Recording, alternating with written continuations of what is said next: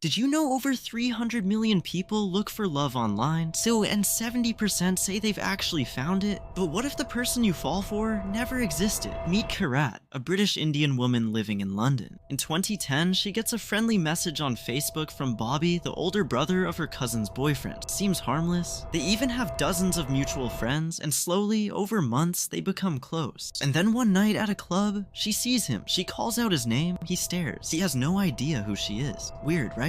But that moment would shape the next 10 years of her life. Fast forward, Bobby moves to Australia, gets married, has a kid, and Kirat moves on too, until one day, a Facebook post appears. Bobby has been shot in Kenya. Photos of him in a hospital, family and friends praying, even her own cousin confirms it. Except he doesn't die. He returns, but now he's in witness protection, whispering on calls, always sick, always on the edge of death. He tells Kirat he loves her, and somehow, slowly, she falls in love too. For 3 years, they date online with hours-long calls. He sleeps on Skype, and she plans outfits for the day they finally meet. But Bobby never appears. Every attempt ends in tragedy. A heart attack, a stroke, a sudden emergency, and every time Kirat doubts him, someone else, a cousin, a nurse, an aunt, a friend, confirms his story. Until one day in 2018, Kirat snaps and drives to the address she secretly got from an investigator. She rings the doorbell and Bobby answers. But this Bobby is married, adjusting his glasses, confused. He has never spoken to her in his life. Her world collapses and nothing makes sense until the next morning when her cousin Simran walks in shaking. Simran looks her in the eye and says 4 words, "It was all me." 60 fake characters, 10 years of lies, doctors, nurses, wives, dead brothers, group chats, even the voice she fell asleep to every night. All Simran, her own cousin. A decade-long romance, a psychological prison, and a catfish so elaborate it's considered one of the most shocking cases in modern history. Sometimes evil isn't online, it's sitting right next to you.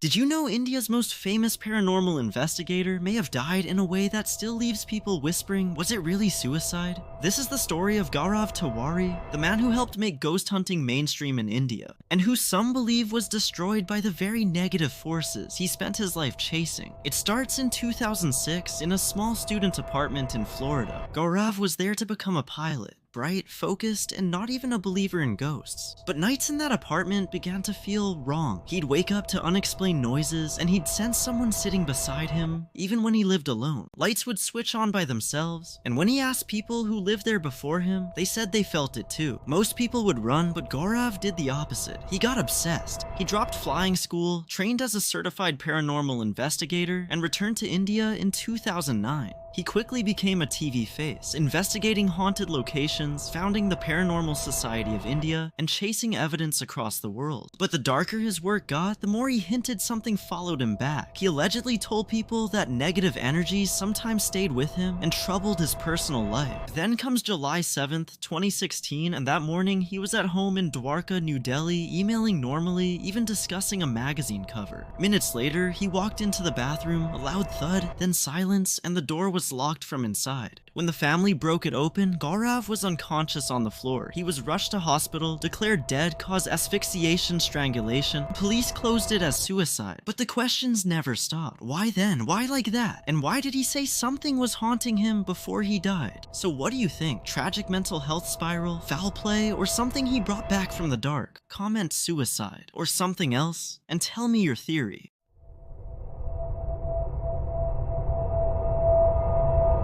On the 8th of September 2017, a loving father drove his 2 kids, his 7-year-old son and 11-year-old daughter, to school like he had done so many mornings in the past. Like parents across India did that day too. He smiled and waved goodbye to his children at 7:55 a.m. By 8:15 a.m., life as this father knew it had changed forever. This is the story of that 7-year-old baby boy, Pradyuman Thakur. At Ryan International School in Gurugram, 7-year-old Pradyuman was found bleeding outside a washroom and was declared dead. Hours later, police paraded bus conductor Ashok Kumar with a confession. Then the CBI stepped in, scrapped that story, and focused on a 16-year-old student known as X. CCTV stills placed X by the washroom, his pocket looked bulky, and his phone showed searches on poison and how to erase fingerprints. But investigators say the motive was chilling. It was to cancel exams and the parent-teacher meeting. The student was ordered to be tried as an adult, while Ashok was cleared and later said he was tortured.